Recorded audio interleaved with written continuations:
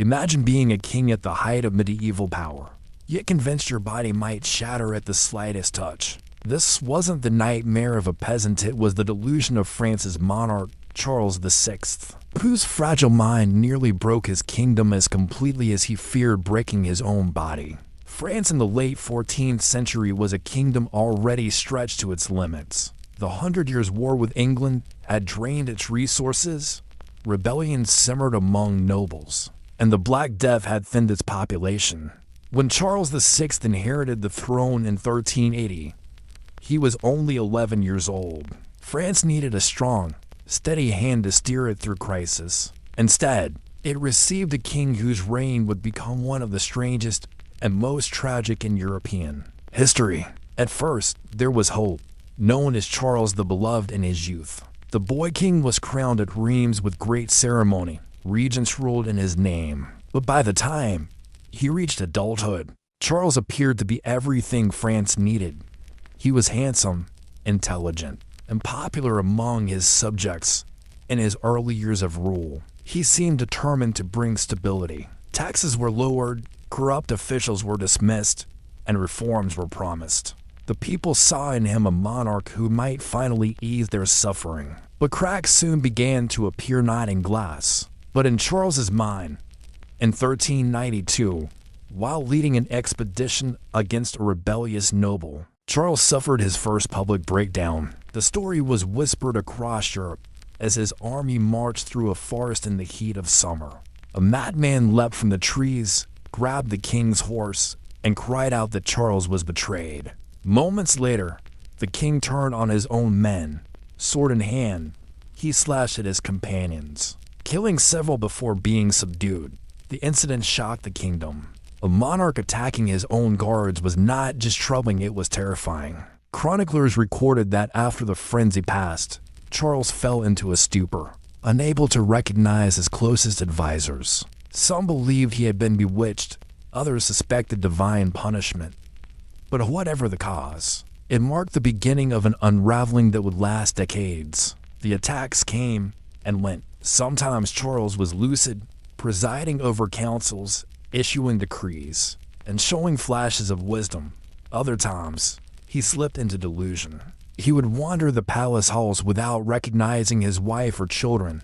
He forgot his own name, calling himself George. He insisted he was made of glass, so fragile that he might shatter if touched. To protect himself, he wore reinforced clothing and refused to be approached suddenly. Servants were instructed to move gently around him, as though the very air might cause him to break. Imagine the scene: the King of France seated on a golden throne, draped not in the armor of a warrior, but in padded garments to protect his glass-like body, ruling a kingdom while terrified of his own fragility. Court life became a strange theater of accommodation. Nobles whispered about his madness but dared not confront it openly. Physicians applied bizarre treatments, herbal concoctions, bloodletting, even holy relics, but none could cure his mind.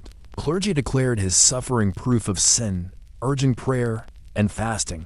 Meanwhile, rival factions within the nobility seized upon his weakness to jockey for power. The kingdom suffered most of all.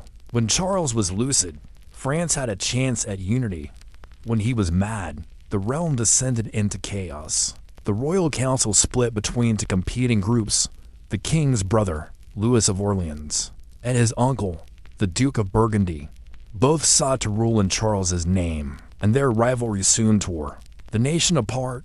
Ordinary people paid the price, enduring heavier taxes, disrupted trade, and the renewed threat of English invasion. Charles himself, caught between moments of clarity and madness, became a tragic puppet. In rare lucid intervals, he reportedly wept over the state of his kingdom, mourning the destruction caused by his illness. But in his darker episodes, he could not even comprehend that he was king. One chronicler described a chilling moment. Charles stood motionless for hours in his chamber, refusing to bathe or change clothes, muttering about being encased in fragile glass. Another time, he ran screaming through the palace, convinced enemies lurked in every shadow. His children were forbidden to approach him for fear he might lash out. And yet, through it all, France was expected to function. Councils met, wars were fought, and treaties were signed, all in the name of a monarch who often didn't recognize his own throne. By the turn of the 15th century, the kingdom was fracturing. Nobles openly defied one another, Paris rioted, and English armies pressed deeper into French territory. The dream of a unified France under a wise monarch had shattered, much like the fragile illusion Charles carried within his own mind. But here lies the question that haunted his contemporaries. Was Charles VI truly insane, or was his madness a convenient excuse for the factions who tore his kingdom apart? Was France broken by a king who believed he was made of glass, or by those who use his weakness to grab power for themselves? A kingdom without a steady king is like a ship without a captain, and when the king himself slips between lucidity and madness, the hands on the rudder begin to fight each other, until the entire ship drifts into stormy seas. By the opening years of the 15th century, France was not merely troubled, it was unraveling. Charles VI's illness had become impossible to ignore, and his unpredictable episodes meant that governance fell increasingly to those around him. Yet instead of uniting to preserve the kingdom, France's most powerful nobles descended into bitter rivalry, each determined to control the throne through the incapacitated monarch. The factions emerged as the most dangerous players in this deadly game: the Armagnacs and the Burgundians. On one side stood Louis, Duke of Orleans, Charles VI's younger brother. Charismatic and ambitious, Louis saw himself as the rightful protector of the kingdom during the king's madness. He sought to centralize power around his own person, winning influence at court and, crucially, gaining the trust of Queen Isabeau of Bavaria. Isabeau, long frustrated by her husband's decline, relied heavily on Louis for guidance, further fueling rumors of an improper closeness between them. On the other side was John the Fearless, Duke of Burgundy. Pragmatic, calculating, and ruthless, John represented the powerful Burgundian territories. Wealthy from trade and fiercely independent, he distrusted Louis, viewing him as corrupt, extravagant, and dangerously self-serving. Burgundy, too, sought to rule France in the king's name but under its own terms. The result was a fractured government in which the factions wielded power in turns, depending on Charles VI's condition, and who managed to influence him during his rare moments of clarity. This constant struggle not only paralyzed the court, but also spread chaos throughout the kingdom. Nobles pledged loyalty not to France, but to whichever side promised greater rewards, and Charles himself, he drifted further into the shadows of his mind. Accounts from the period describe his episodes. Growing more severe, he sometimes refused to bathe or change clothes for months, wandering the palace in filthy rags unfit for a peasant. He claimed not to recognize his wife and children, treating them as strangers or even enemies. He believed his body was fragile glass, ordering servants to keep their distance and moving about carefully to avoid shattering. At other times, his madness took violent turns. Courtiers reported sudden outbursts in which he would lash out with weapons, much like his infamous attack during the 1392 March. Those who attended him lived in constant fear, uncertain whether they would meet a confused monarch or a dangerous madman. The French people, long suffering under the weight of war with England and heavy taxation, began to despair. What good was a king who could not even recognize his own family, let alone govern a kingdom? Pamphlets and rumors spread through Paris, mocking the monarchy and fueling resentment. In the eyes of many, France was being torn apart not just by foreign enemies but by its own corrupted leaders. The rivalry between Louis of Orleans and John of Burgundy reached a breaking point in 1407. Tensions that had simmered for years finally boiled over into bloodshed. One cold November night in Paris, Louis was ambushed by armed men as he returned from visiting Queen Isabeau. Struck down with brutal efficiency, he was left dead in the street. The assassins had acted under orders from John of Burgundy himself. When confronted, John did not deny it. Instead, he justified the murder as a righteous act to rid France of a corrupt and dangerous influence. Astonishingly, Many citizens of Paris supported him. To them, Louis represented extravagance and mismanagement, while John promised reform and protection of the common people. The killing, however, did not bring peace. Instead, it ignited a civil war. The supporters of the slain Duke of Orleans rallied under the name Armagnacs, seeking revenge and justice, while John's followers became known as the Burgundians.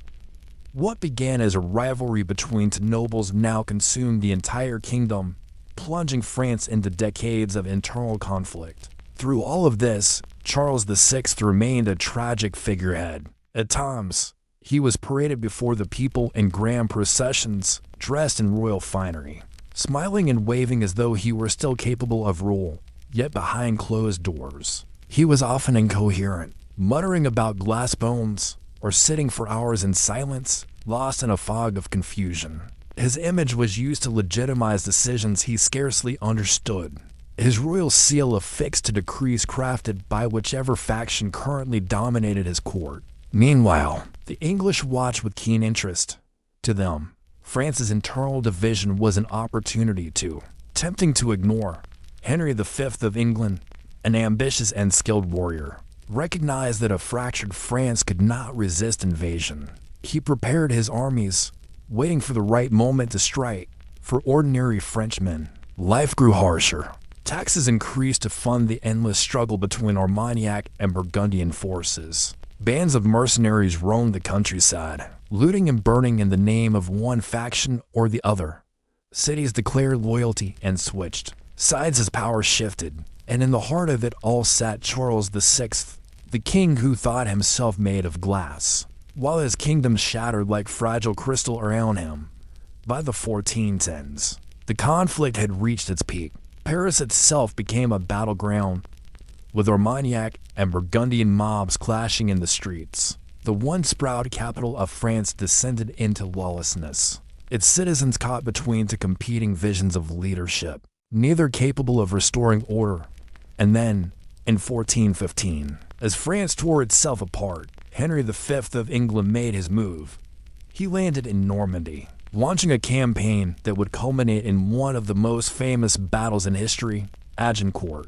The stage was set for disaster. France was leaderless, divided, and exhausted, while England marched with renewed vigor. Charles VI, drifting between madness and clarity, could do little more than watch as his kingdom stood on the brink of ruin. But the great question remained: in the face of foreign invasion and civil war, could France rally around its fragile king, or would Charles VI's madness and the ambitions of his nobles deliver the country into the hands of its enemies? Sometimes, history doesn't collapse because of one decisive defeat, but because of 1,000 fractures, each crack spreading silently until the entire structure shatters. For France under Charles VI, those cracks became impossible to ignore at Agincourt. The year was 1415, and Henry V of England had arrived on French soil, with an army that was disciplined, well supplied, and led by a king in full command of his faculties. England seemed determined to strike a fatal blow to its old rival. France, by contrast, was a nation adrift. Its nobles were still feuding, its treasury was drained, and its king was lost in the labyrinth of his own mind. Charles VI could not lead an army. He could barely attend to the simplest matters of state without slipping into delusion.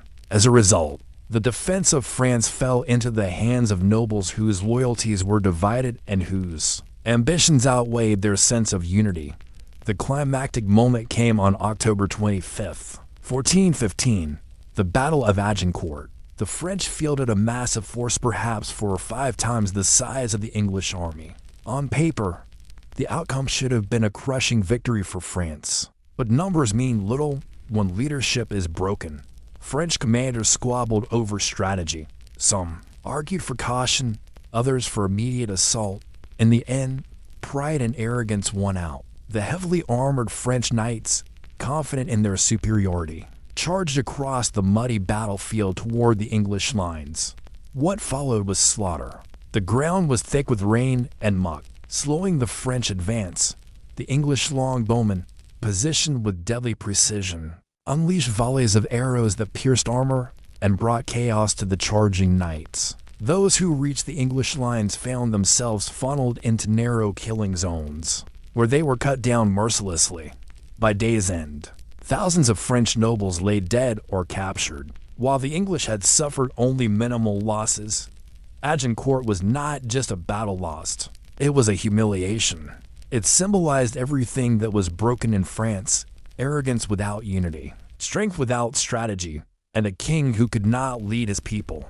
For Charles VI, the defeat only deepened the tragedy of his reign. Though not present on the battlefield, he was still nominally the ruler of the kingdom. And yet, when word of the disaster reached him, he seemed unable to fully comprehend its meaning. His mind drifted in and out of clarity.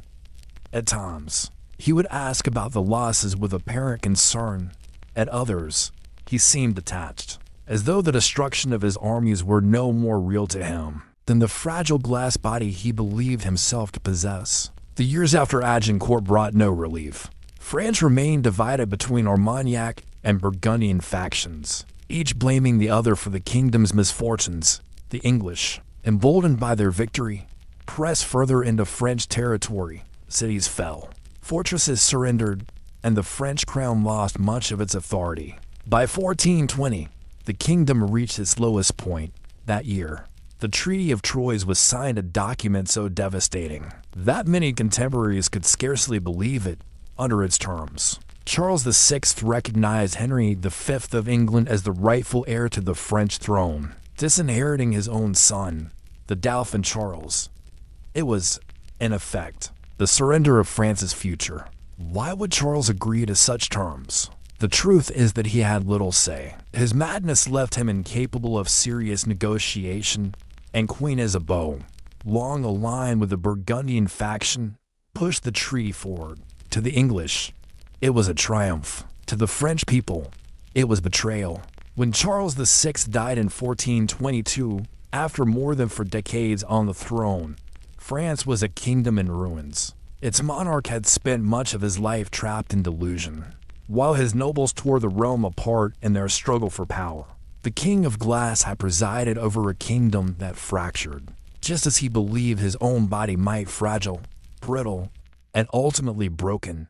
And yet, his death did not end the story. His son, the disinherited Dauphin Charles, would go on to claim the crown as Charles VII. With the help of an unlikely heroine, Joan of Arc, he would fight to reclaim France's independence. But that is another tale, born from the ashes of a kingdom shattered by one man's madness. Sometimes a king is remembered not for the wars he fought nor for the laws he passed, but for the castles he left behind.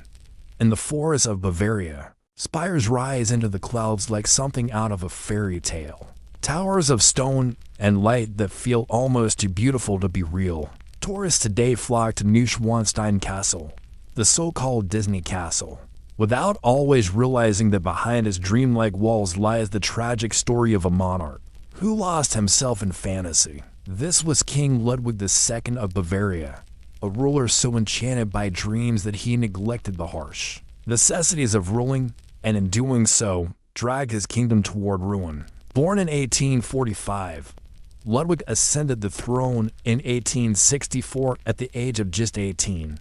At first, many expected greatness from the young king. He was tall, handsome, and cultured, with a commanding presence that seemed to promise strength. But behind his striking appearance lay a mind increasingly obsessed with art, music, and imagination. Unlike other rulers of his time, Ludwig cared little for politics or military affairs. Instead, he immersed himself in the world of Wagnerian opera, medieval legends, and architectural fantasies. One of Ludwig's first acts as king was to summon the composer Richard Wagner to his court. Wagner, whose grand operas about gods, knights, and heroes captivated Ludwig, quickly became not only a favored artist, but also a personal obsession. The king showered him with gifts, funding, and lavish accommodations, sparking outrage among the Bavarian ministers who saw the composer as a dangerous influence. But Ludwig did not care. To him, Wagner's music represented a higher world, one more real than the tedious bickering of politicians. This devotion to art and myth soon manifested in stone. Ludwig dreamed of castles that would embody the legends. He adored castles not designed for defense or governance, but for beauty and solitude. The first great project was Neuschwanstein, perched upon a rugged hilltop in the Bavarian Alps. Inspired by medieval fortresses but crafted with 19th century technology, it was a marvel of architecture, blending fantasy with reality. Yet such dreams came at a cost. Bavaria was not a rich kingdom, and Ludwig's building projects consumed vast amounts of money. Each tower, hall, and chapel required workers, materials, and endless funds from the royal treasury. Ministers warned him repeatedly about overspending, urging restraint, but Ludwig ignored them, retreating further into his private world. His detachment from governance soon became a serious problem. While Bavaria navigated the turbulent politics of 19th century Europe caught between the rising power of Prussia and the ambitions of Austria, its king showed little interest in diplomacy or war. During the Austro-Prussian War of 1866, Bavaria allied with Austria and was swiftly defeated. Though Bavaria managed to retain some autonomy under the new German Confederation, the kingdom's prestige suffered, and throughout it all, Ludwig seemed almost indifferent, more concerned with sketching designs for castles than with the fate of his state. The ministers, who once admired his youthful energy, began to despair. They saw a king who spoke less and less with his advisors, who avoided public appearances, and who withdrew into night rides through the countryside, often alone, sometimes in elaborate costumes from centuries past. Ludwig was not violent or openly cruel like some monarchs of history. His madness was of a quieter sort, an ever-deepening escape into fantasy, a refusal to face the realities of power. By the late 1870s, Bavaria's financial situation had grown dire. Ludwig had embarked on additional building projects: Linderhof Palace, inspired by the grandeur of Versailles, and Herrenchiemsee, a vast palace rising on an island in the middle of a lake. Each was more extravagant than the last, and each pushed Bavaria further into debt. Ministers begged him to stop, but Ludwig would not listen. To him, the palaces were not wastes of money but sanctuaries of beauty, temples to the ideals he believed were greater than politics. And so, while Europe modernized around him, nations industrializing, armies growing stronger, empires expanding, the king of Bavaria slipped further into a dream. His castles grew taller, but his authority shrank. His people began to whisper, was this a ruler building a legacy, or a madman bankrupting his kingdom for fantasies no one else could share? In the shadow of his fairy tale towers, Bavaria stood on the edge of collapse, and the question that haunted ministers and subjects alike was simple. How much longer could the kingdom endure under a king who cared more for dreams than reality? Perhaps the better question was whether Ludwig's dreams would prove merely costly illusions, or whether they would consume both him and the very crown he wore. And to see the answer, you must step deeper into the lonely world of Bavaria's dream king, where every glittering tower masked the slow unraveling of his rule. It is one thing for a king to dream. It is another for him to abandon his kingdom entirely to those dreams. As the 1870s gave way to the 1880s, Ludwig II of Bavaria was no longer just an eccentric monarch who built castles. He had become a man withdrawing from the world, his isolation widening the gap between ruler and ruled until Bavaria as crown was little more than a prop in his private theater of fantasy. He had always preferred solitude, even as a young king. Ludwig hated the routines of public life, the ceremonies, the courtly rituals, and the meetings with ministers. He skipped state banquets, avoided festivals, and left foreign dignitaries waiting for audiences that never came. By the time he was in his 30s, he had all but vanished from public view. He dined alone, slept during the day, and roamed the Bavarian countryside at night in a carriage pulled by for white horses, sometimes stopping at peasants' homes to demand food or company, as if he were a character wandering through his own fairy tale. Inside his castles, he lived like a recluse, Linderhof Palace, with its mirrored halls and elaborate gardens, became his private retreat. There, Ludwig staged elaborate dinners, sometimes with a table set for 12, though he dined alone, at Herrenchiemsee, modeled after Louis XIV's Versailles. He wandered gilded halls meant to impress courtiers who never came. His obsession with the Sun King of France bordered on worship. He saw himself as a 19th century echo of Louis XIV, though in reality, he commanded neither the wealth nor the power to sustain such a vision. All the while, Bavaria's ministers despaired. The kingdom's finances were collapsing under the weight of his projects. Taxes strained his subjects. Foreign policy required attention, especially as Germany under Otto von Bismarck grew into a unified empire. Yet Ludwig showed no interest. He refused audiences with his ministers for weeks at a time. When he did meet them, he was distracted, mumbling, or quick to anger if they dared question his building plans. By the early 1880s, Bavaria was drowning in debt. Ludwig owed staggering sums not only to the Bavarian treasury, but also to private banks across Europe. His ministers scrambled to cover expenses, but the king's demands were insatiable. He ordered new designs and new projects, even as workers from existing sites begged for overdue pay. At times, he tried to borrow money personally from wealthy nobles and foreign bankers, humiliating himself in letters that revealed just how desperate he had become to fund his fantasies. Rumors spread that the king had gone insane. Some said he spoke to imaginary companions. Others whispered that he believed himself destined to rule in a higher, mystical world, one where beauty and art mattered more than armies or governments. Certainly his behavior fed the gossip. He avoided all women, fueling speculation about his private life.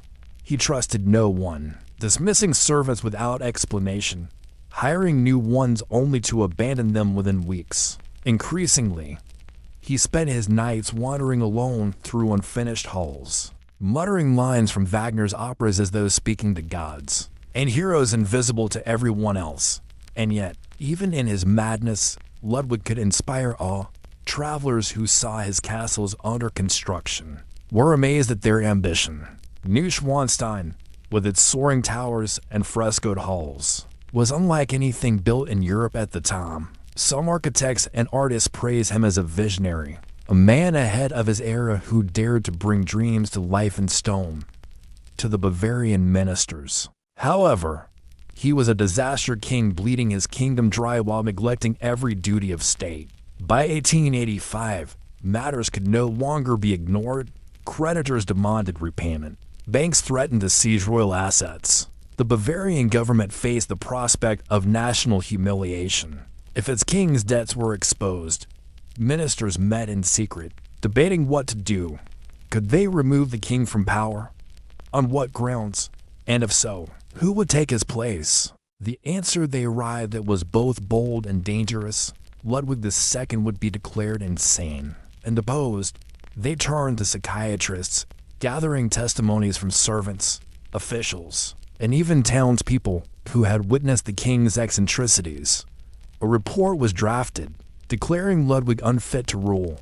The king himself had no idea of the storm gathering around him. He remained in his castles, drifting further from reality, sketching new designs, listening endlessly to Wagner, and taking midnight rides beneath the stars. But outside his dream world, his kingdom prepared to bring his reign to an end. And so the stage was set for a confrontation, unlike any other. Not a battle of armies, but a perception. Could a king who lived as though he were a character in a myth be stripped of his crown by ministers armed with little more than medical reports and legal decrees? The answer lay just ahead. In the final act of Ludwig's life, a descent that would end not with grandeur, but with mystery and tragedy. For Bavaria, the question was never just whether Ludwig was mad, but whether a dreamer could still be king in an age that demanded realism. And for Ludwig himself, the shadows were closing in. Some kings lose their crowns on the battlefield, others in the courts of law. Ludwig II of Bavaria, however, lost his not with a sword or a decree, but with a quiet visit from his own ministers on a June evening in 1886. His fate was sealed not by enemies abroad, but by allies at home who decided his dream had gone too far.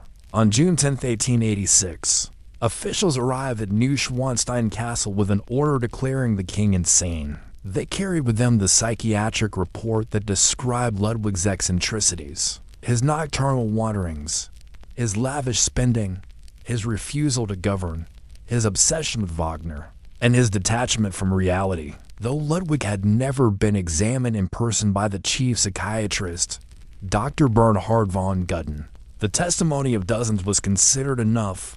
Ludwig resisted. When officials first arrived, he tried to flee into his castle, ordering his servants to protect him. But Neuschwanstein was not a fortress in the medieval, since it was a stage set, beautiful but defenseless. Within hours, the king was taken into custody.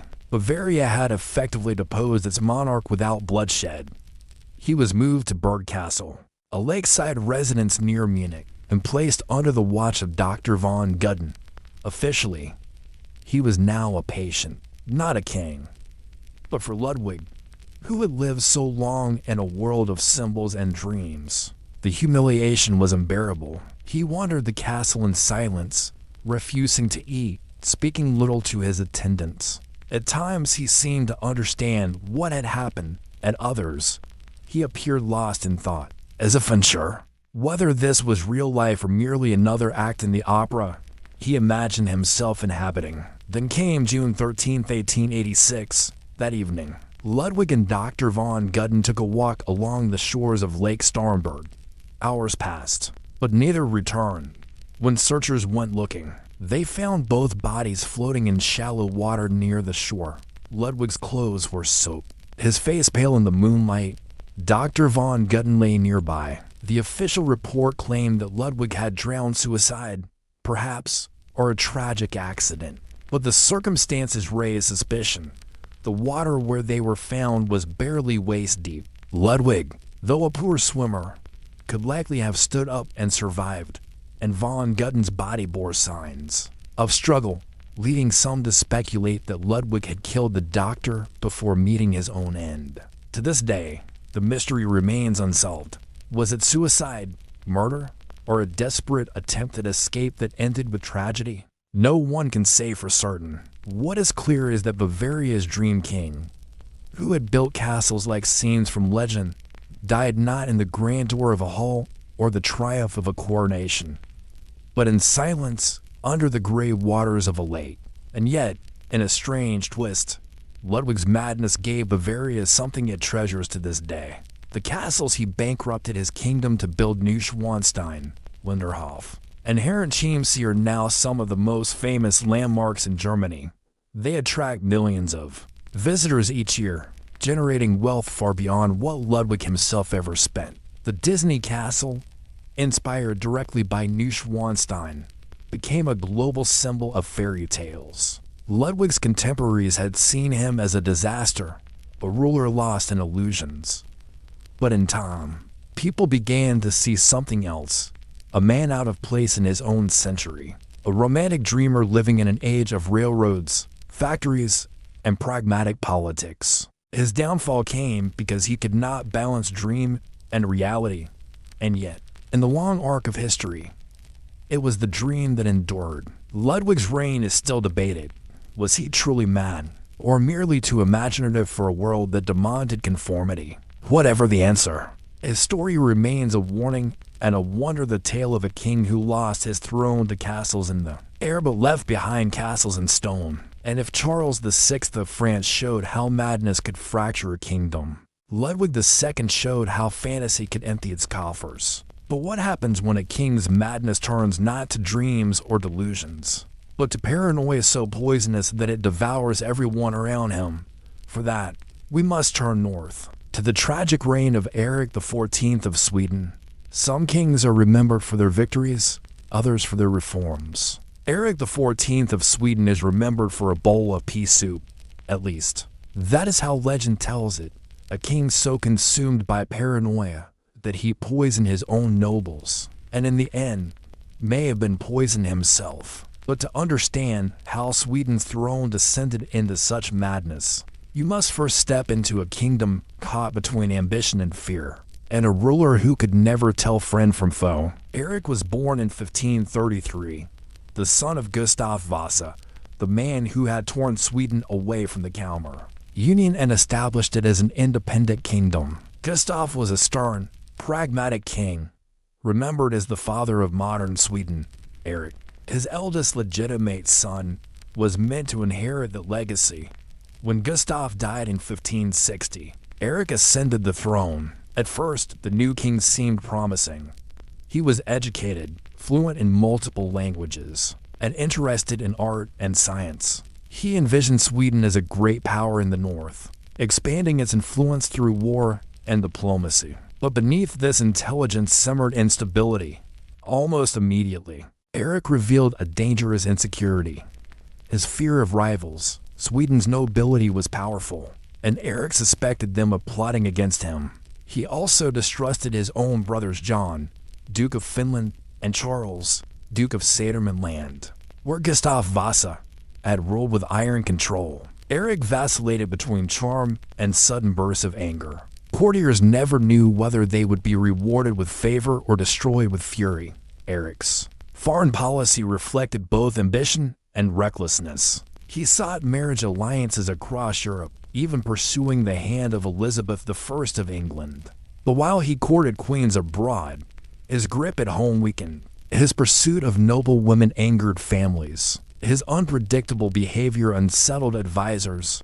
And most dangerously, his paranoia grew. By the mid-1560s, Erik's reign had descended into suspicion and fear. He surrounded himself with guards, limited his appearances, and spent hours interrogating servants and courtiers about supposed conspiracies. At times, he seemed to lose touch with reality altogether, muttering to himself, staring blankly, or flying into violent rages without warning. The most infamous episode came in 1567, the Storr murders. The Storr family, powerful nobles, had long been suspected by Erik of treason. One May evening, Erik ordered their arrest and had them brought before him. Overcome with paranoia, he personally attacked one of them with a sword.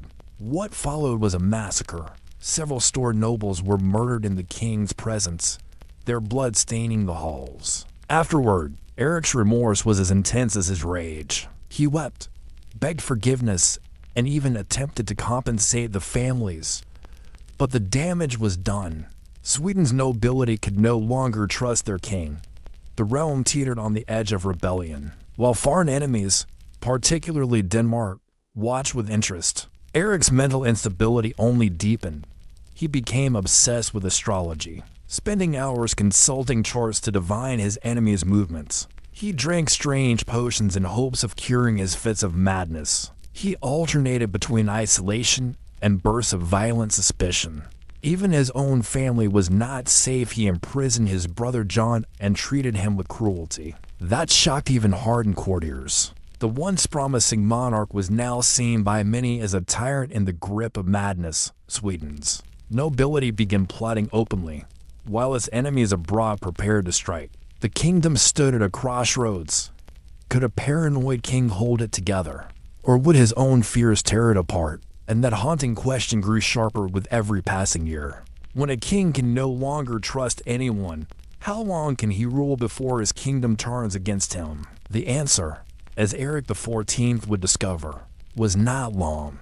Ibrahim's fall from the throne was not the dramatic collapse of an empire, but the quiet, suffocating downfall of a man trapped by his own fears and failures. Once the sultan of one of the most powerful empires on earth, he now sat confined within the same palace walls that had once been his gilded prison as a boy. The irony was bitter. The cages had shaped his paranoia, and now it was the place where his life would end. Stripped of power, Ibrahim found himself utterly alone. His concubines were gone. The fountains that once ran with perfume were dry, and the silks that once draped his chambers now seemed like reminders of a life squandered. The empire outside carried on without him, under the regency of his mother and the rule of his young son. For Ibrahim, days bled into nights, and his mind unraveled further in captivity.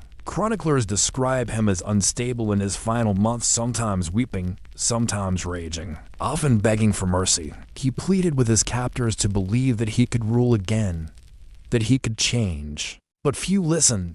To the Janissaries and the Ottoman elite, Ibrahim was no longer a sultan, he was a liability, a danger to stability, and a reminder of chaos. In August of 1648, the decision was made. The empire could not risk Ibrahim's return to power. Guards entered his chamber, and Ibrahim, sensing the end, is said to have resisted desperately. Some accounts claim he cried out to his mother, Kazem Sultan, begging her to save him. But even she, once his fiercest protector, could do nothing. He was strangled with a bowstring of fate reserved for Ottoman royalty.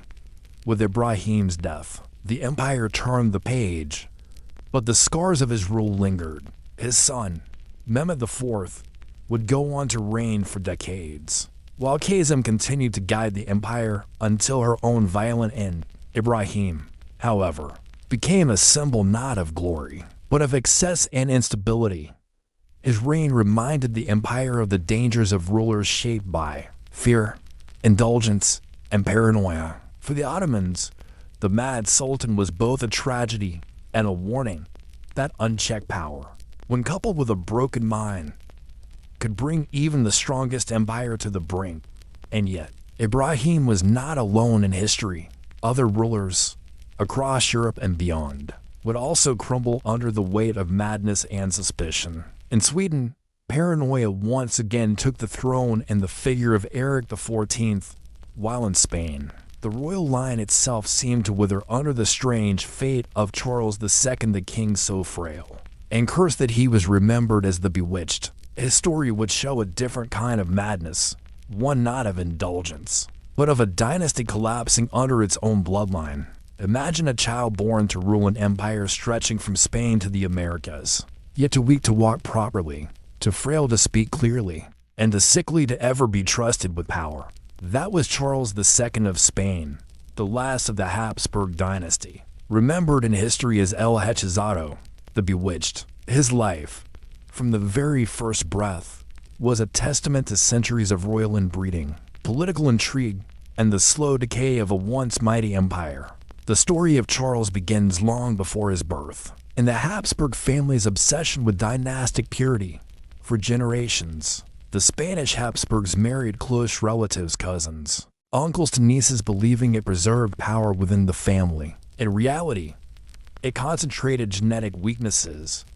By the time Charles was born in 1661, the damage was irreversible. His family tree was less a branching oak and more a twisted circle. Charles's physical condition was the cruelest evidence of this history. His jaw was grotesquely enlarged, the famous Habsburg jaw, making it hard for him to chew or even close his mouth. He struggled to speak clearly. His body was frail and stunted, and chronic illness plagued him from childhood. Physicians noted that he often suffered seizures and periods of near catatonia. Some whispered that no child so cursed could truly be natural, that he must have been bewitched, hence the name that would follow him forever. From infancy, Charles was surrounded not by playmates, but by doctors, priests, and worried courtiers. The royal palace in Madrid became less a home and more a sick room. Nurses described him as unable to stand without help until well into childhood, and every illness was treated as a possible death sentence. Spain's nobility, desperate for stability, clung to him as their last hope, but privately many doubted he would survive to adulthood, let alone rule. When Charles's father, King Philip IV, died in 1665, the boy king was only 4 years old. The crown was placed upon a child who could barely walk, and real power shifted to his mother, Mariana of Austria. She became regent, ruling in his name, while Charles grew up as a living symbol of Spain's fragility. Ministers and nobles jockeyed for influence, foreign ambassadors whispered of Spain's decline, and the young king remained little more than a pale figure carried in and out of ceremonies. Yet Charles's survival surprised many. Against all odds, he lived into adulthood. But adulthood brought no strength. Reports from foreign envoys paint a bleak picture. He was described as imbecilic, unable to concentrate, and more like a shadow than a man. His education was minimal, his mind often clouded, and his moods unpredictable. Some days he seemed lucid, other days he slipped into confusion, staring blankly for hours. And yet, this fragile man was the king of Spain, the ruler of vast lands, colonies, armies, and fleets. Every decision, every treaty, every war declaration depended on him. Even as he struggled to manage basic daily life, the Spanish court became a theater of whispers, with factions forming around his weakness. Was Charles truly bewitched, or was he simply the most tragic consequence of a dynasty that had devoured itself? The empire, already weakened by decades of war and debt, now hung on the shoulders of a king barely able to bear his own weight. For Spain's enemies, this was an opportunity. For Spain's people, it was a curse. And for Charles himself, it was a life defined not by his will, but by the relentless hand of fate and family. But how did Spain, once the richest empire in the world, reach this point where the fate of nations depended on a sickly, isolated king? The answer lies not just in Charles's body, but in the centuries of choices that produced him. And to understand that, we must look at the dynasty behind him, the Habsburgs, and the tangled web of bloodlines that doomed their last Spanish heir. Charles II may have been king in name, but in practice, Spain was ruled by others. His mother, Queen Mariana of Austria, acted as regent until he was a teenager, and even after he technically came of age, she continued to dominate him.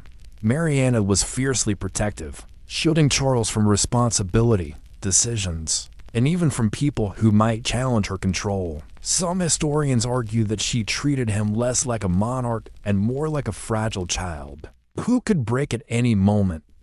This overprotection had dire consequences. Charles grew up unable to govern, unprepared to face the complexities of ruling an empire. Ministers and favorites rushed to fill the void. Court politics in Madrid became a snake pit of intrigue, where factions formed around powerful nobles, church officials, and foreign ambassadors who all sought to manipulate the weak king. Everyone knew Charles was incapable of asserting authority, so the real game was to control those who could whisper in his ear. But Spain needed more than court gossip. It needed strong leadership. By the late 17th century, the empire was crumbling under its own weight. Wars with France drained the treasury, uprisings in the Spanish Netherlands weakened morale, and trade from the colonies was threatened by piracy and corruption. Inflation skyrocketed, and ordinary Spaniards bore the burden of crushing taxes, while the common people starved. The nobility played politics around a sickly king who could hardly read state papers. Charles himself became a symbol of Spain's decline. His appearance shocked foreign visitors. Pale skin, drooping mouth, an oversized jaw, and vacant eyes. Envoys rode home in disbelief that this man ruled an empire. Some described him as incapable of chewing food properly, requiring it to be cut into tiny pieces. His speech was often incomprehensible, his gait unsteady. Rumors spread that he was cursed by witches, haunted by demons, or even the victim of black magic cast by France to weaken Spain. Desperation led Charles to rely heavily on religion. He was deeply superstitious, clinging to relics, exorcisms, and prayers. Priests conducted bizarre rituals to cure him, burning herbs, chanting blessings, and even placing holy relics on his body.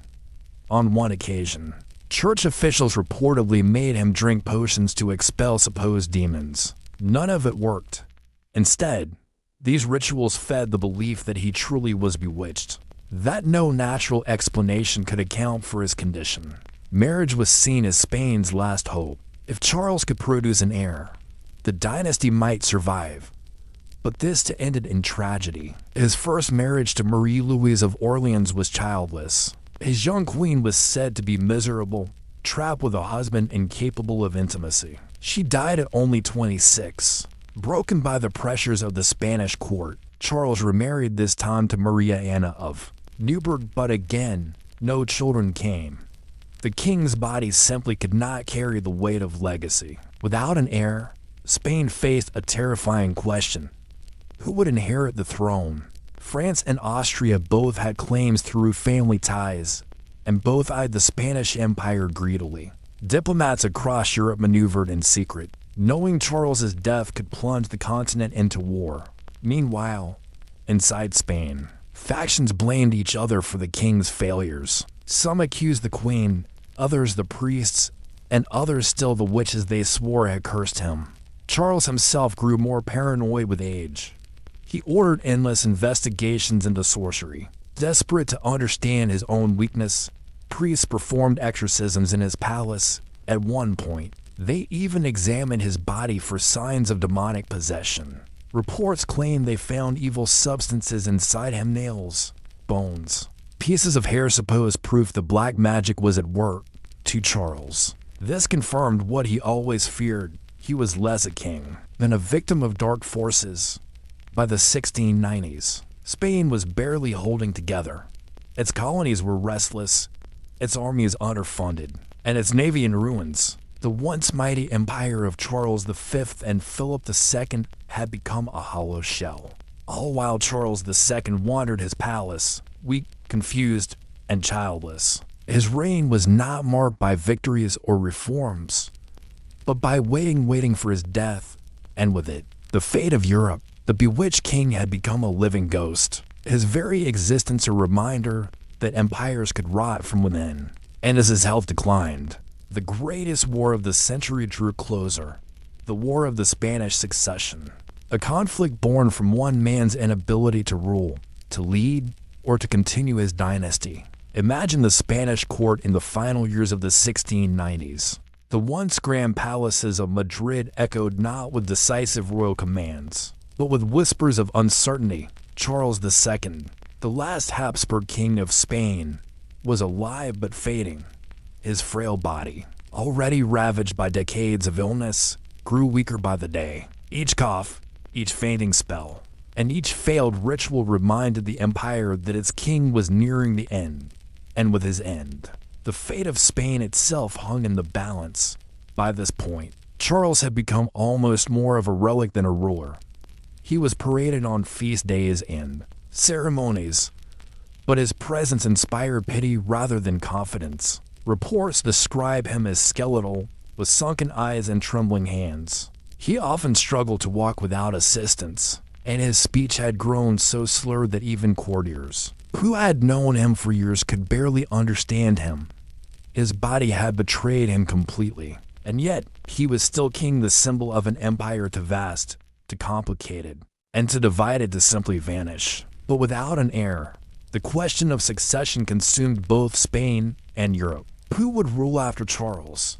The stakes were enormous. Spain's empire stretched from the Americas to the Philippines, from Italy to the Netherlands. If all these lands fell under the control of another powerful dynasty, whether the Bourbons of France or the Habsburgs of Austria, it would upset the delicate balance of power in Europe. For ordinary Spaniards, this meant taxes, famine, and military exhaustion.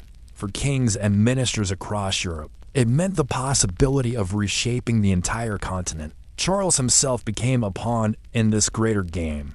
Foreign ambassadors crowded Madrid, each working to influence him.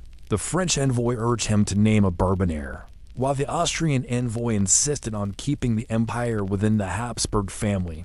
His wife, Maria Anna of Neuburg, leaned heavily toward Austria, while powerful ministers leaned toward France. Charles, weak and indecisive, wavered back and forth.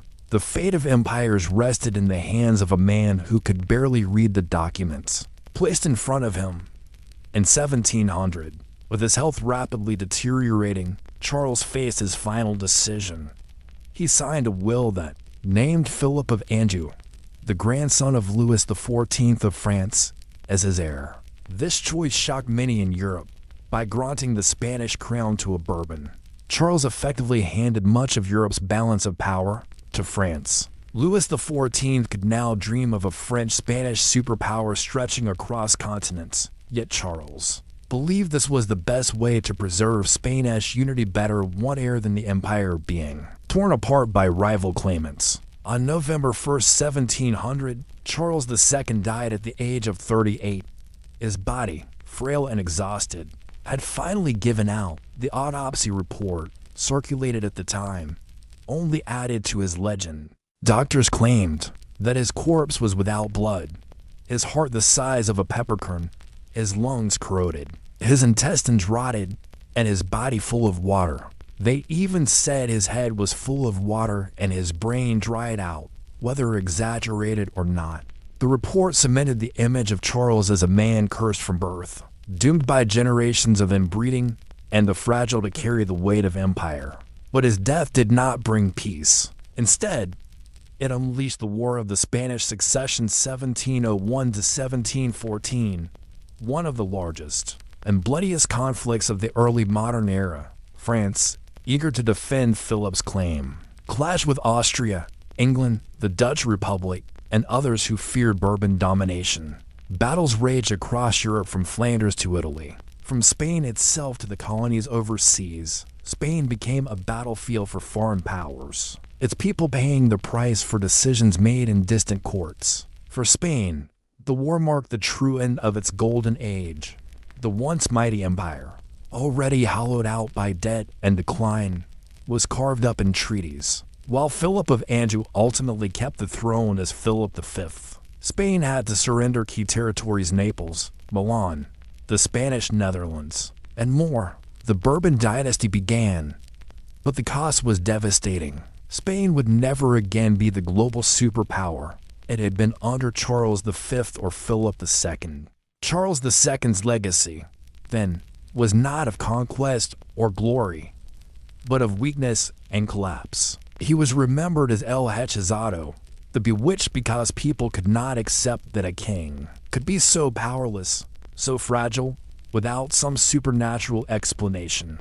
Yet the truth lay not in sorcery, but in history. Centuries of dynastic inbreeding, economic mismanagement, and imperial overstretch had created a king who symbolized the decay of an empire. And so, when you think of Charles II of Spain, you don't picture a warrior on horseback or a statesman at the negotiating table. You picture a man trapped by his own body, clutching relics against imagined demons. While the world around him shifted into a new age, his reign was not the story of triumph, but the story of how empires crumbled not with sudden catastrophe, but with slow, inevitable weakness. So, when you next hear about powerful dynasties or seemingly unstoppable empires, ask yourself, will they end in strength and glory, or in weakness and whispers, like the last Habsburg of Spain? Picture yourself on the rolling hills of Crimea in October 1854. The Crimean War had dragged on for months, a messy conflict between the Russian Empire and an uneasy alliance of Britain, France, the Ottoman Empire, and Sardinia. At the center of this war was not just military strength, but also pride, rivalry, and the often overlooked fragility of communication on the battlefield. It was here, in the Valley of Balaclava, that one of the most infamous mistakes in military history unfolded: the charge of the Light Brigade. This story is not about a decisive battle that changed the course of nations. It is about a misunderstanding, a vague order, and the terrible courage of men who obeyed it without question. The Light Brigade, made up of some of Britain's finest cavalry, rode directly into the guns of the Russian army, not because they wanted to, but because they were told to. Their fate became immortalized in poetry and legend, but at its heart, it was a disaster born out of human error. To understand why this charge happened, you need to picture the British Army in Crimea. The campaign was plagued by poor leadership and logistical nightmares. Supplies were often delayed. Soldiers lacked proper clothing for the bitter winters, and disease killed more men than bullets. Commanders were divided by class arrogance and personal grudges. Instead of working together, generals undermined each other, clinging to pride more than strategy. At Balaclava, the British position was precarious. The Russians had advanced and captured several Turkish redoubts, small defensive forts, threatening to overrun the entire supply line of the Allied forces. The British High Command needed to act quickly to prevent disaster, But urgency, as often happens in war, bred confusion. Lord Raglan, the overall British commander, gave an order. The cavalry was to prevent the Russians from removing captured guns from the redoubts. His message, however, was vague. Instead of being conveyed with precision, it was passed down through layers of command, from Raglan to his aide-de-camp, then to Lord Lucan, commander of the cavalry, and finally to Lord Cardigan, leader of the Light Brigade. With each step, the meaning blurred. By the time Cardigan received the order, it seemed to direct his men to attack the main Russian artillery battery at the far end of the valley. And so, a catastrophic miscommunication was set in motion. The valley was long and narrow, flanked on both sides by Russian guns. At the far end stood a well-prepared Russian battery, protected and ready. Any direct charge would be suicidal. Yet when the order reached Cardigan, he did not question it. Perhaps he trusted the chain of command too much, or perhaps he simply could not imagine defying a direct order in front of his men. Whatever the reason, he prepared his cavalry for a charge that would soon become legendary for all the wrong reasons. As the Light Brigade lined up, they knew something was wrong. Soldiers looked down the valley and saw the Russian artillery waiting. Some officers muttered in disbelief. One famously remarked, "There is no support, my lord. We shall all be destroyed." But the order was clear, or at least it seemed to be. To refuse would be dishonorable, cowardly even, and so discipline outweighed doubt. What followed was one of the most dramatic sights in military history. Over 600 cavalrymen lowered their sabers and rode forward into a storm of cannon fire. Russian gunners watched in amazement as the British cavalry galloped straight toward them, silhouetted against the valley, the thunder of whose echoed through the hills, joined by the deadly roar of Russian artillery. Men and horses were blown apart mid-charge, yet the survivors pressed on. From the ridges above, British and French officers watched in horror. They could see clearly that the Light Brigade was riding into the wrong target, that this was not what Raglan had intended. But it was too late to recall them.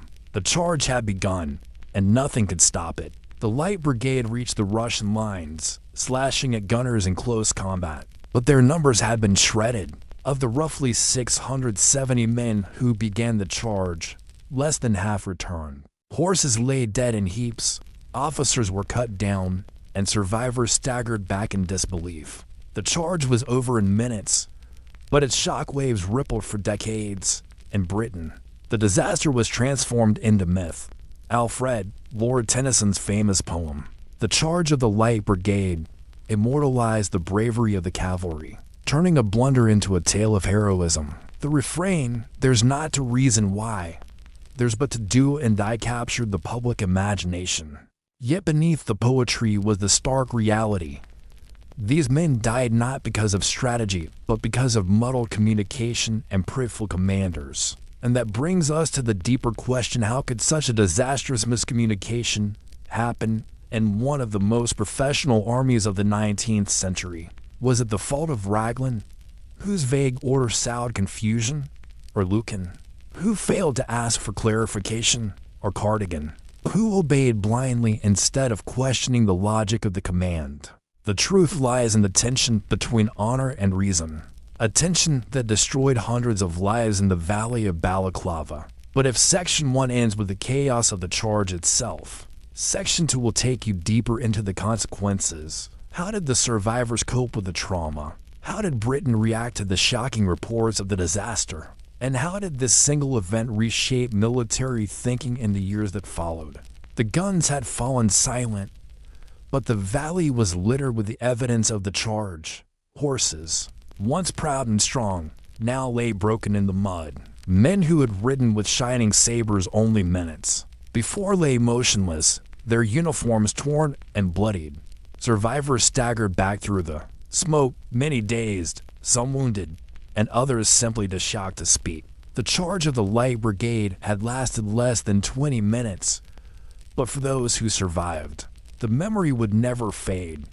Of the roughly 670 men who set out, only about 195 returned mounted. More than 110 lay dead, and over 150 were wounded. Another large number were captured by Russian forces.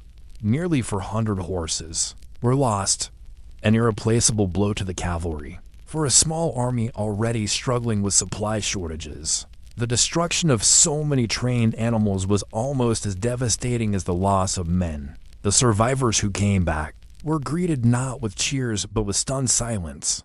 Officers who had watched from the ridges were horrified. They had seen the error unfolding in real time, powerless to stop it.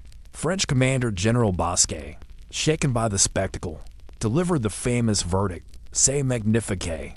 Mais n'est pas la guerre is magnificent. But it is not war. He recognized the bravery of the British cavalry, but also the futility of their sacrifice. For the soldiers themselves, survival brought little comfort. Many felt betrayed by their commanders. They had obeyed orders, trusting that those above them knew what they were doing, only to be sent on a suicide mission. Some blamed Lord Lucan for failing to question the vague instructions. Others cursed Lord Cardigan, who had led the charge without once looking back to ensure support. Still others laid the fault at Lord Raglan, whose poorly worded order had set the disaster in motion. In truth, all bore some share of the blame. Yet in Britain, news of the charge took on a different life, where correspondents, especially William Howard Russell of the Times, described the event in vivid detail. His reports shocked the public, painting a picture of unnecessary slaughter. But they also emphasized the courage of the men who rode into the jaws of death. The image of disciplined soldiers obeying orders despite certain doom stirred national pride. Soon after, Alfred, Lord Tennyson's poem immortalized the charge, turning it into a tale of noble sacrifice. Still, behind the poetry and patriotism lay uncomfortable questions. Why had the order been so vague? Why had no one demanded clarification before committing hundreds of men to certain death? The British Army, bound by rigid hierarchy and notions of honor, struggled to admit mistakes. In public, the commanders defended their actions, each pointing fingers at others. Lord Lucan and Lord Cardigan engaged in a bitter feud, each blaming the other for the catastrophe. Their rivalry, already infamous before the war, now poisoned the memory of the charge. For the common soldier, none of this mattered. The survivors bore physical and emotional scars. Some were crippled for life, their bodies shattered by shrapnel or musket balls. Others carried the invisible wounds of trauma, reliving the thunder of guns and the screams of dying comrades in their nightmares. In an era before the concept of post-traumatic stress disorder was understood, these men returned to silence and obscurity, their pain masked by patriotic rhetoric. On the battlefield itself, the loss had little impact on the outcome of the war. The Crimean War raged on, with battles fought in mud, cold, and disease-ridden camps. The charge of the Light Brigade did not alter the strategic balance, did not bring Britain victory, and did not defeat the Russians. In practical terms, it was meaningless, but in symbolic terms, it became everything. The disaster also exposed the flaws of the British Army: rigid class, divisions in the officer corps, outdated tactics, and poor communication all contributed to the catastrophe. The army was still living in the shadow of Wellington's victories from decades earlier, unprepared for the realities of modern warfare. The charge served as a brutal lesson. Courage alone could not overcome mismanagement and confusion. Back in London, the debate raged. Was it worth it? Some praised the Light Brigade as heroes, their blind obedience proof of British discipline. Others condemned the leadership for squandering lives so carelessly. Political opponents seized on the disaster to criticize the government's handling of the war. For the families of the dead, poetry and politics offered little comfort. They were left with empty chairs at dinner tables and the knowledge that their loved ones had been sacrificed for nothing. Yet even in failure, the charge inspired paintings, songs, and commemorations ensured it would not be forgotten. The event became a strange mixture of pride and shame, proof of unmatched bravery and, at the same time, of unforgivable blunder. Soldiers and civilians alike wrestled with its meaning. Was it an example to be celebrated or a cautionary tale to be remembered as a warning? And so, the story of the Light Brigade lingered unresolved. It was not just about the dead men in the valley, but about what their deaths revealed. The fragility of armies, the dangers of arrogance, and the tragic consequences of failing to question orders. But Section 2 leaves us with the aftermath still unsettled. The war continued, the British Army reeled, and the public struggled to reconcile pride with anger. In Section 3, we will see how the charge of the Light Brigade shaped military reforms, how it became enshrined in culture, and how its lessons echo into modern warfare. The valley of Balaclava faded into silence after the smoke cleared, but the echoes of the charge of the Light Brigade reverberated far beyond the battlefield.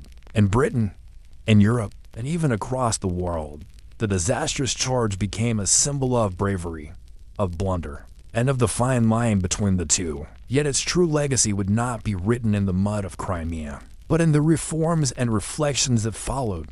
For the British Army, the charge exposed fundamental weaknesses. Officers were appointed not for merit, but for birth and wealth. Lord Lucan and Lord Cardigan, whose personal rivalry had long poisoned their relationship, were products of this aristocratic system. Neither had the tactical brilliance or the humility needed for modern warfare. Yet both held senior command. The disaster showed how dangerous it was to allow pride and class privilege to dominate military leadership. Critics in Parliament and the press demanded change. Or correspondents like William Howard Russell, whose vivid reports had brought the suffering of soldiers into British living rooms, gave ordinary people a new voice. For the first time, the public could read not sanitized dispatches but raw accounts of mismanagement, disease, and needless loss. The Light Brigadish charge became a rallying cry for military reform, proof that courage alone could not save men from incompetent leadership. But the army was slow to change. The rigid class system lingered, and Cardigan even returned to Britain to public applause. Hailed as a hero despite his questionable decisions, the power of myth was strong. Paintings showed him at the head of his men, gallant and fearless, as if he had led them to glory rather than to ruin. Poetry immortalized the writers as martyrs to discipline. Tennyson's lines, "There's not a reason why, there's but to do and die," became not a critique, but a badge of honor. Yet beneath the myth, the truth endured. Survivors carried the memory of the valley for the rest of their lives. Some gave testimony before inquiries, describing the confusion and futility of the order. Others fell into obscurity, their names forgotten, while their story was turned into legend. Their suffering, and the pointless loss of their comrades, forced Britain to confront uncomfortable realities about how it waged war. The Crimean War itself dragged on, plagued by logistical failures, poor planning, and needless casualties. Ultimately, it ended in 1856 with Russia weakened but not destroyed. Britain, France, and the Ottomans claimed victory, but it was a hollow one. For Britain especially, the war exposed just how unprepared its army was for the challenges of industrial-era warfare. Rifled muskets, modern artillery, and railroads were changing the face of battle, but its leadership was stuck in the past. The charge of the Light Brigade became the most famous example of this dangerous mismatch. In the years that followed, slow but meaningful reforms began. The purchase system where wealthy men could buy officer commissions was eventually abolished in the 1870s. Training improved, logistics were modernized, and communication on the battlefield was treated with new seriousness. The lessons of Balaclava were not forgotten, even if they were romanticized along the way. Culturally, the charge became a paradox. It was celebrated as an example of unmatched bravery, even as it was remembered as one of the worst military blunders of all time. For soldiers, it became a lesson in the dangers of blind obedience. For poets, painters, and nationalists, it was a wellspring of inspiration. For historians, it was a cautionary tale about pride, poor communication, and the human cost of leadership failures. The irony is that the men of the Light Brigade did not ride into history expecting glory. They rode because they were ordered to. They trusted that their superiors knew best, even when their own eyes told them otherwise. The trust cost hundreds of lives, but it also etched their courage into memory. To this day, when people speak of feudal bravery or of unquestioned discipline in the face of disaster, the charge of the Light Brigade comes to mind, and perhaps that is its truest legacy, not the outcome of the battle because strategically it changed nothing, not the gain of territory because none was won, but the reminder that war is not only fought with weapons but also with decisions. A single vague order, misunderstood and unchallenged, can destroy lives. The charge of the Light Brigade remains a symbol of what happens when honor outpaces reason, and when courage is wasted by command. So, the next time you hear a story of blind bravery or soldiers following impossible orders, think back to that valley in Crimea. Ask yourself, was it courage? Was it folly? Or was it both? And what price are we willing to pay for the difference? In the early months of 530 CE, the city of Constantinople, the glittering capital of the Byzantine Empire, was on edge. At its heart stood the Hippodrome, a massive arena where tens of thousands gathered to watch chariot races. For the people, these races were more than entertainment. They were politics, religion, and identity all rolled into one. The factions that supported the racing teams, most famously the Blues and the Greens, weren't just sports fans.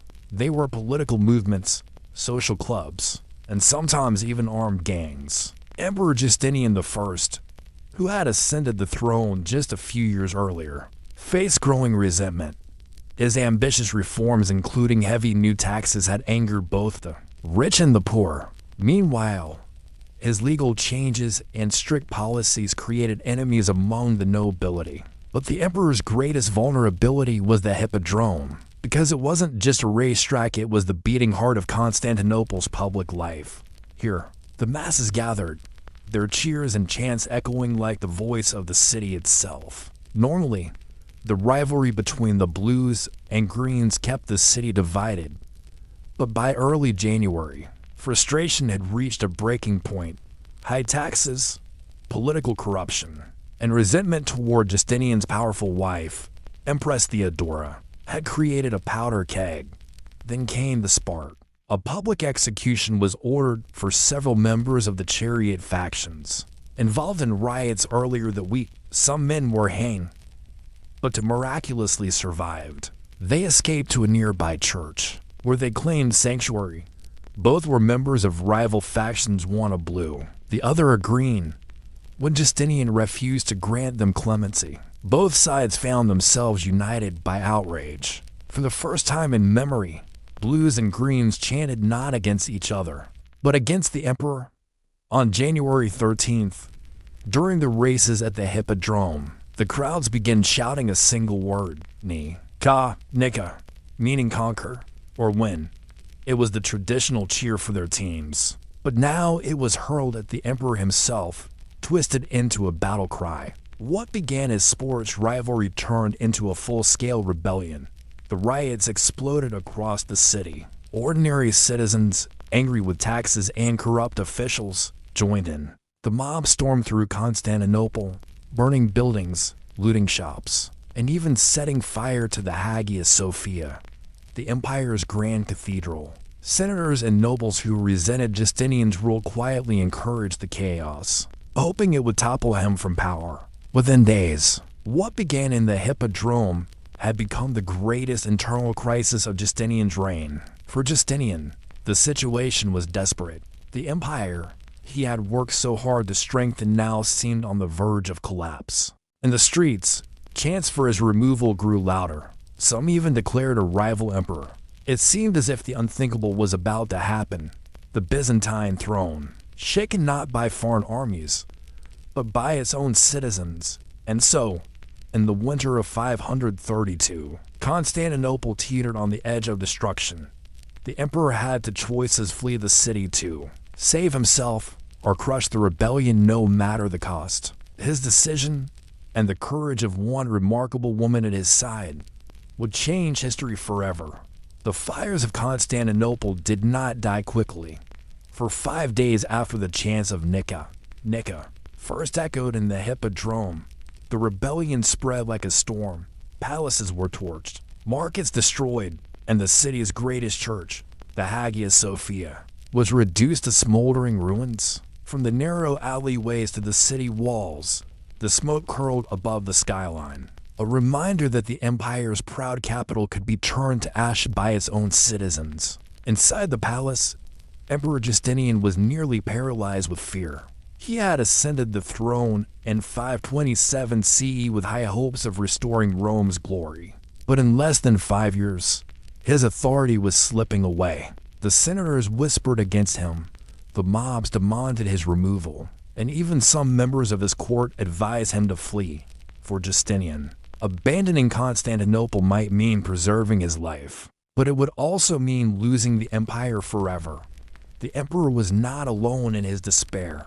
His advisors debated endlessly, some urging a retreat across the sea. The air was thick with panic, but in this moment of weakness, a single voice rose above the rest, calm, steady, and fierce. That voice belonged to Empress Theodora. Theodora was no ordinary empress. Once a performer of humble background, she had risen to power through determination and intelligence. She knew hardship, and she understood the ruthlessness of politics better than most.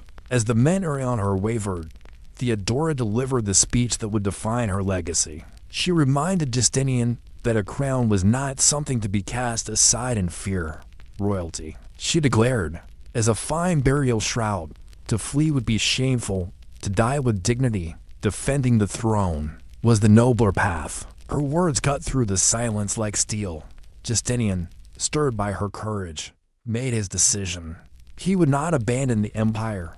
Instead, he would fight not in open battle, but with cunning and calculated brutality. The emperor called upon two of his most trusted generals, Belisarius, the brilliant young commander who would one day reconquer much of the Western Roman world, and Mundus, a battle-hardened officer of Gothic origin.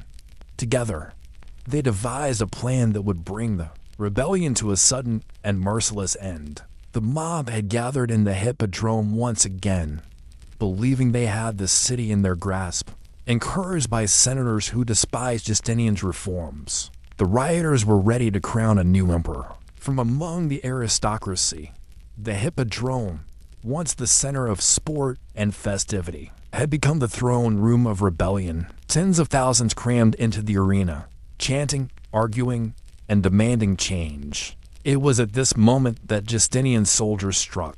Belisarius and Mundus led their troops through the entrances of the Hippodrome, sealing the gates behind them. With nowhere to run, the crowd was trapped, the order was given, and the massacre began. The soldiers showed no mercy. Swords cut through the mob as panic erupted. What had begun with cheers and defiance turned into a stampede of terror. Men, women, and children were slaughtered alike, their cries echoing against the stone walls. Blood pooled where once chariots had raced. By the time the killing ended, the Hippodrome had become a graveyard. Ancient historians record that nearly 30,000 people perished in that single day. One of the deadliest suppressions of a riot in history. The rebellion was crushed not with negotiation, but with overwhelming violence. When the smoke cleared, Justinian remained on the throne. The senators who had supported the uprising were stripped of power, their estates confiscated. The emperor, who had been on the verge of fleeing, now stood stronger than ever.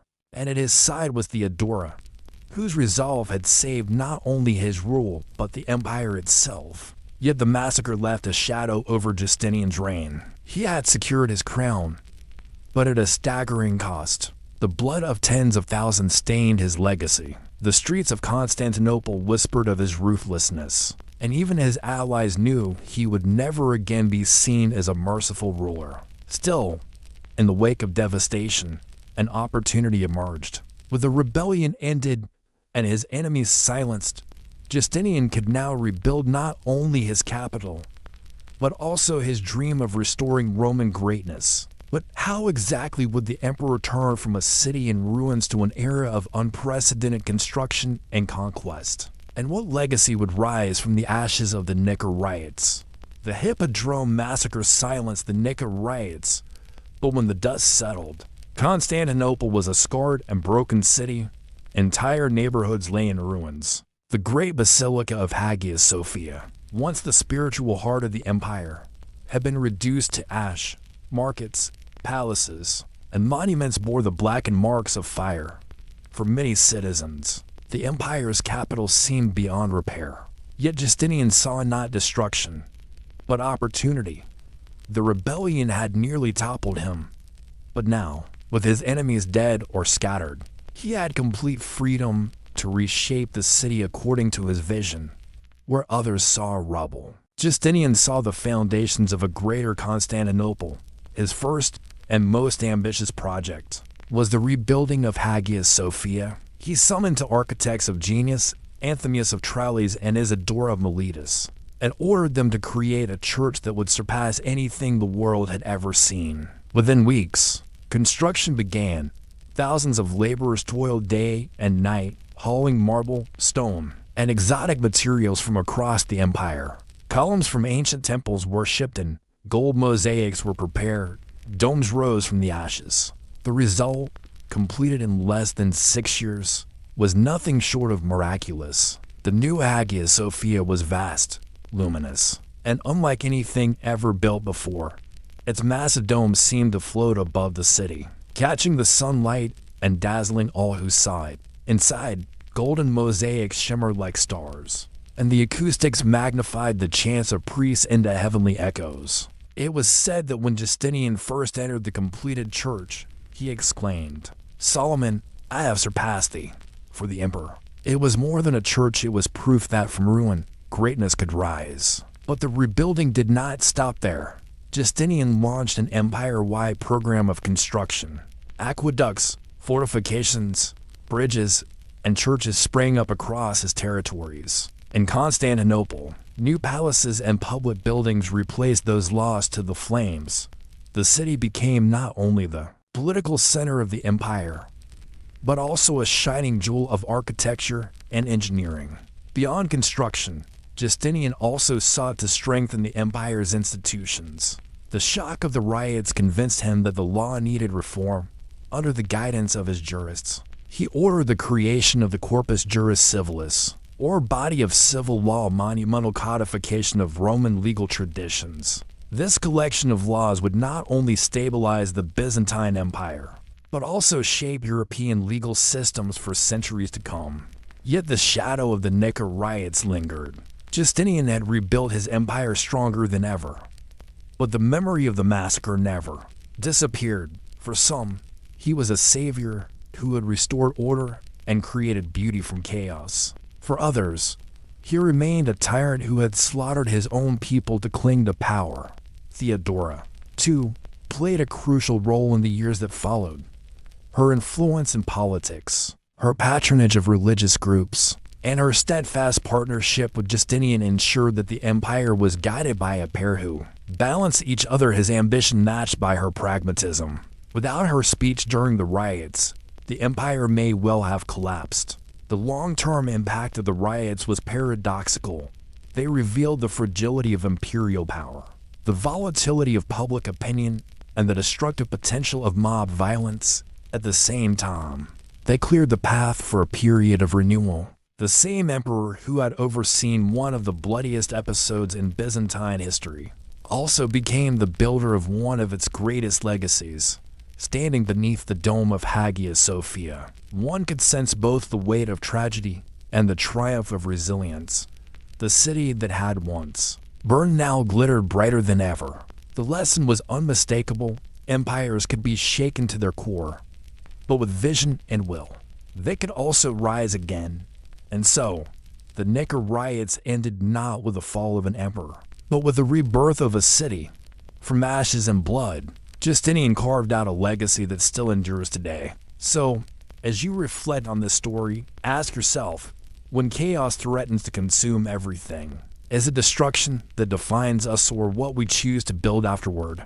In the autumn of 1854, during the Crimean War, the winds of the Black Sea carried the sounds of cannon fire across the Crimean Peninsula. Britain, France, the Ottoman Empire, and Sardinia had allied against Russia in a conflict fueled by questions of influence, trade, and religion. At its heart, the war was about control of the weakening Ottoman Empire, and for Britain in particular, it was about blocking Russian ambitions that threatened India, the jewel of its empire.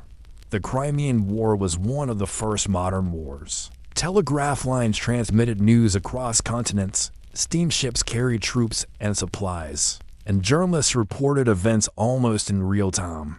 It was also one of the first wars where the suffering of soldiers, the cold, disease, hunger, and exhaustion was exposed to the public back home. For the British people, the war was not just distant politics, it was daily headlines. And among the many battles of that war, one event would come to symbolize both the courage of soldiers and the failures of leadership: the charge of the Light Brigade.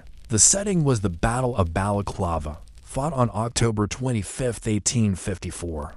Balaclava was a small port town near Sevastopol, which the Allies had been besieging for weeks. The Russians had launched an offensive to break the siege, striking at the Allied positions around Balaclava. What followed was a series of engagements, some victories, some setbacks that culminated in one of the most infamous military blunders in history. The British cavalry was divided into two main forces: the Heavy Brigade, composed of armored, slower troops, and the Light Brigade, made up of lightly armed, fast-moving cavalry ideal for scouting, skirmishing, and pursuing a fleeing enemy. The Light Brigade, commanded by Lord Cardigan, was renowned for its speed and bravery but also for its vulnerability. Charging into artillery or fortified infantry would be disastrous. Above them all stood Lord Raglan, the British commander-in-chief, a veteran of the Napoleonic Wars. He observed the battlefield from a distant vantage point, issuing orders through intermediaries. Here, in the fog of war, a chain of miscommunication would lead to catastrophe. The Russians had captured some Allied artillery positions and were in the process of withdrawing guns. Raglan saw an opportunity. He wanted the cavalry to prevent the Russians from removing those weapons. His order, however, was vague. It instructed the cavalry to advance rapidly to the front and prevent the enemy from carrying away the guns. To Raglan, the guns meant those being hauled away on the hills. But to the officers on the ground who could not see the same perspective, it seemed the order referred to Russian artillery positioned at the end of a long valley. The responsibility to deliver the order fell to Captain Louis Nolan, a skilled but hot-tempered cavalry officer. Nolan galloped to Lord Lucan, commander of the cavalry division, and presented the order. When Lucan asked for clarification, Nolan responded with impatience, gesturing broadly toward the valley. To Lucan and Cardigan, it seemed clear. They were being ordered to charge straight down the valley toward the heavily defended Russian guns. The valley stretched for more than a mile, flanked by hills on both sides where Russian artillery and riflemen waited. At the far end stood a line of Russian cannons, supported by infantry. It was, in every sense, a death trap, yet the Light Brigade prepared to obey. For them, discipline and duty were absolute. Orders were not to be questioned, no matter how suicidal. On that cold October morning, 600 cavalrymen formed their lines. They adjusted their saddles, tightened reins, and readied lances and sabers. Among them were young officers eager for glory, veterans hardened by service, and ordinary men far from home who trusted their commanders to guide them wisely. None could know that within minutes, half of them would be dead or wounded. As the bugle sounded, the Light Brigade surged forward, hooves pounding the earth. From the hills, Russian gunners watched in disbelief. To them, it seemed madness. Why would cavalry charge directly into artillery? Yet the British horsemen came on, steady and fearless, banners flying in the wind. And so began one of the most famous and most tragic charges in military history. But what awaited them at the end of the valley? And how could such a catastrophic mistake happen in the first place, when so many lives were at stake?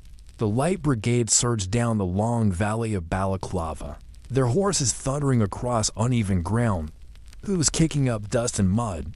At the front, Lord Cardigan, tall and imposing, led the cavalry with a sense of grim determination. Lances were leveled, sabers glinting in the cold sunlight, and every man knew the danger that lay ahead, but discipline demanded obedience over hesitation. From the ridges above, Russian artillery awaited. Cannons were positioned on both flanks and at the far end of the valley, ready to unleash destruction. Infantry supported the guns, muskets leveled at the advancing cavalry. The distance was long, over a mile of open ground with no cover. Any charge into this gauntlet would be deadly, and yet the Light Brigade did not falter. As they advanced, Russian gunners opened fire. Cannonballs tore through the ranks, shattering horses and throwing men into the mud. Explosions erupted around the brigade, hurling fragments of wood and metal into the air. Yet the cavalry pressed on. The roar of hooves, the clash of metal, and the screams of men and animals created a chaotic symphony of war. Courage and horror coexisted in every galloping rider. Some men made it further than others. They reached the Russian artillery line. Engaging in close combat, swords clashed against bayonets. Riders struggled to control panicked horses, and men fought desperately to seize the enemy guns. For a brief, terrible moment, the Light Brigade achieved what they had been ordered to do: reach the guns. But the cost was staggering. Horses were cut down, officers fell dead or wounded, and the surviving men began to realize the futility of their charge. Lord Cardigan himself survived, but many around him did not. Among the fallen was Captain Louis Nolan, who had delivered the vague order to charge. His death underscored the tragic irony. The messenger of confusion had become one of its earliest victims. The battlefield was littered with bodies, a horrifying testament to obedience without question. As the survivors withdrew, the carnage became painfully clear. Of the roughly 670 men who rode into the valley, only about 195 returned on horseback. Hundreds were dead, wounded, or captured. The Light Brigade had achieved no strategic advantage. The Russians retained their positions, and the Allied lines were only marginally strengthened.